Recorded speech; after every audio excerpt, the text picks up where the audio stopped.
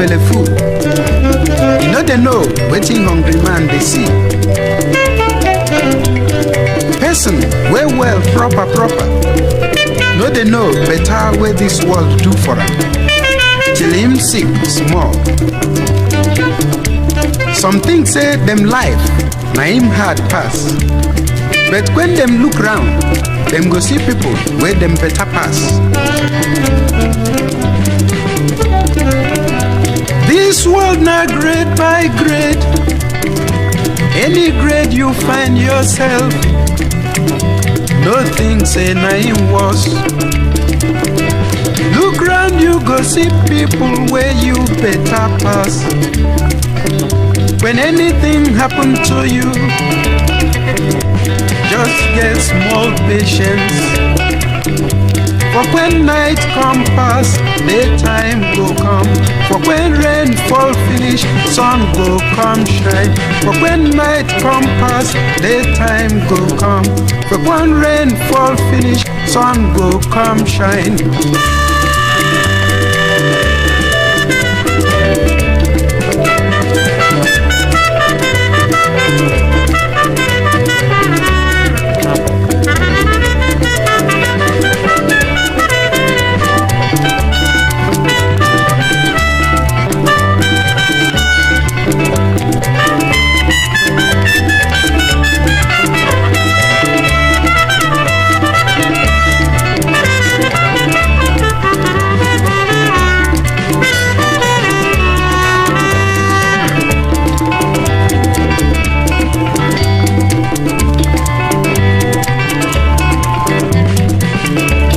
They think say world had you pass everybody. Make you go walk around small. You go see say this world hard for no.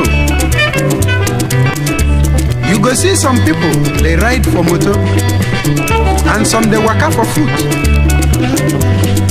Some get plenty to chop. So tey them go throw away the one where them chop remain. You see some wey no see to chop at all. Some they work for farm for heavy sun, and some they work for office. Some they sell for market, some they buy, some they beg for street. You go see some they sick, so tey hospital go come turn them house. Some they work hard to get chop. Sometime you fit see that one where they ride for motor, come they waka for foot. Say car no dey again. You fit see the one where they waka for foot, begin ride car. The man wey sick fit well, and the man wey well begin sick. Anything you dey do, just try and work hard. No jump, say another man jump. Say night come, no mean say they no go break again.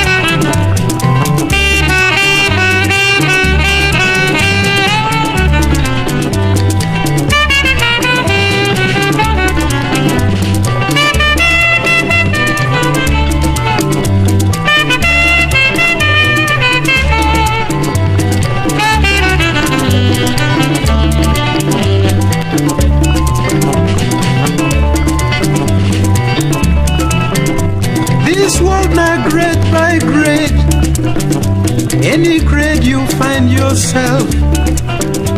Don't think say nothing was.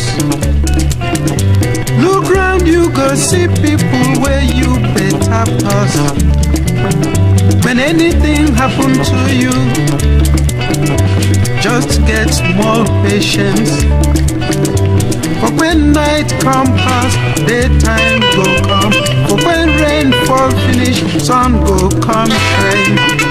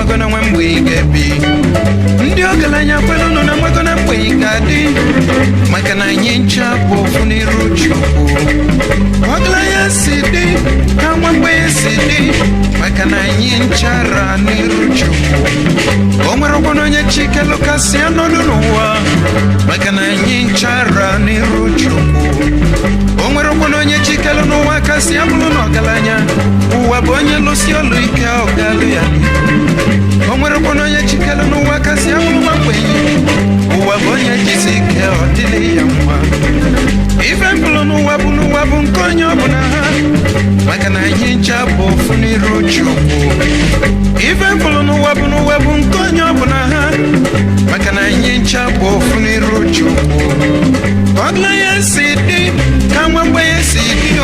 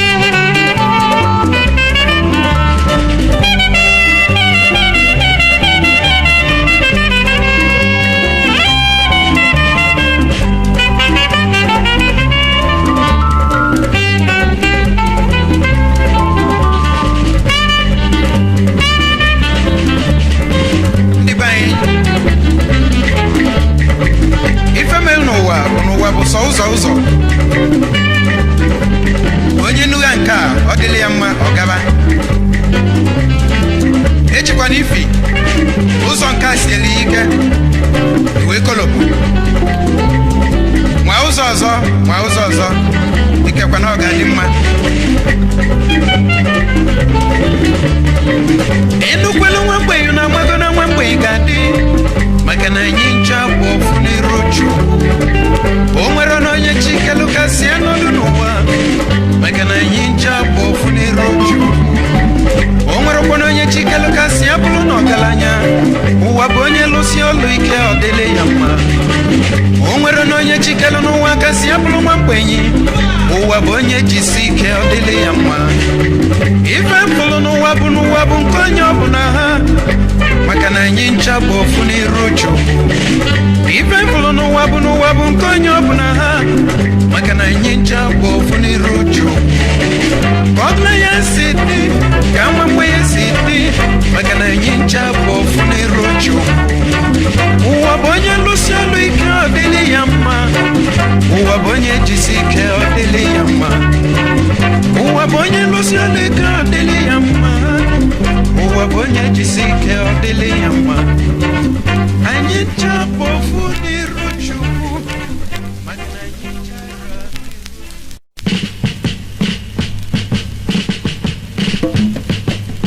Celestine Ukwu na ndị Philosophers National ya na-ewetala unu omeife Jideọfọ nke ịbụa. Na nke mbụ, anyị gwara unu na igede bụ egwu omenanị anyị, bụrụ egwu ndị ọgaranya na ndị chili echichi.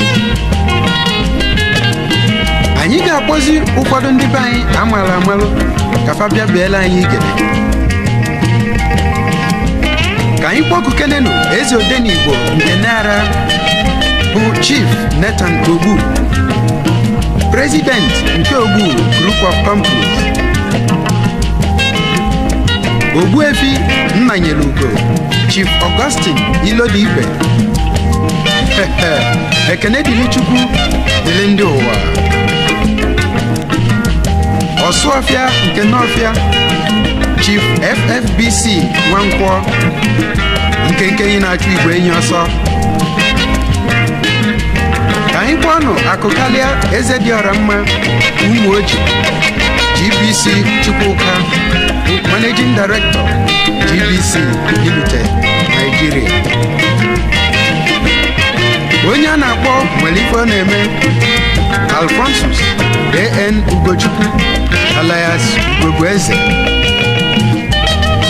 Unumalụ atọ Nwachi na-emelụ bụ RN Okonkwo, Chairman People's Club nke Nigeria, Onitsha. Ka anyị kpọkenenu Honorable Akụnwata PC Ezenwa, President Ezenwa Group of Companies. Akụkalịa nke oke etiti Gode Chikeluba, Managing Director GMO Nigeria Limited. Onye a na-akpọ nwere ife ọ na-eme onye ofu okwu People's Hausa Ibe, Managing Director Sabina Store, Onitsha. People's Lace International CN Ugonagbo, onye ama ama na-akwa occasion. Eze amalụ Kori bụ Chief Ude Ubaka, onye ọma kwuru ukwu na ibie n'anya. Ogene One nke Adazi bụ Chief Robert Nwankwọ, Managing Director Rango Trading Company Limited Nigeria. Onye ife dị mma na adị mma bụ Fabian Okeke alias Right Time bụ Managing Director Right Time Stores, Onitsha. Abịa igede omenu egwu. Ayo sajam iso. Onye obiọma bụ Araba, Managing Director J.O. Araka and Sons, Onitsha. Ka anyị kpọọ ọnụ egwu Shaw bụ Austin Nwabude Mayobije, Managing Director Equity and General Accident Insurance Company. Night Commander nke St. Sylvester Nnabuenyi bụ Sir Joseph Nwankwu, Managing Director J. Nwankwu and Brothers Limited. Nwoke osisi bụ Livinus Mbadoga, Managing Director Limba Agencies nke Nigeria Limited. Ọ bụ na egwu ike omenu egwu ike sekem. Ka anyị kpọkenenu Ferdinand Anaghara, Chairman nke Ferdinand Enterprises Nigeria Limited. Ide nke Enugu Ukwu bụ RO Nkwọcha, Managing Director Ron Nigeria Limited.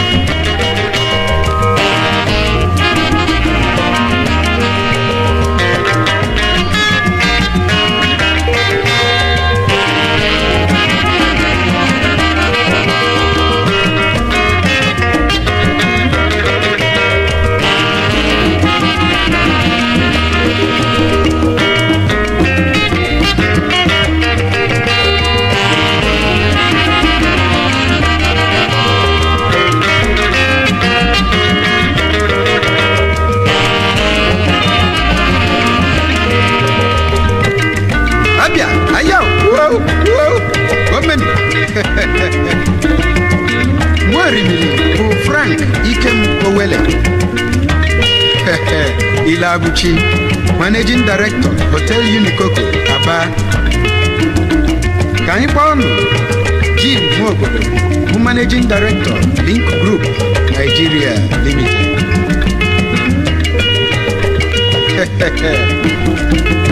Nkenke enyi na-achụ igwe enyi ọsọ bụ AW Ibe, Managing Director, AW Ibe Group of Companies. Isie ya bụrụ ike osi gravel Odogwu. People's Dona Ugunze bụ Managing Director, Dona Nigeria Limited, Onitsha. Orimili amaka ife o nwere ụra Moses Obiekwe, ọ bụ na egwu Igede Abịa. Maazị D.O. Anyanwụ bụ Managing Director, Aba Lagos Promoters Transport Limited. Ọ bụ na egwu Igede Abịa. Iso ka anyị kpọkenenu Luke Okpalo bụ Melody. Luke Agụọji alias Igwebuike. Ọ dị egwu women Igede Abịa. Omife Jidọfọ. Nke onye dịrị ya nke m dịrị m. Abịa egwu isokwa o. Ije sente Abịa iso Igede. Ayo egwu omenani sawa sente.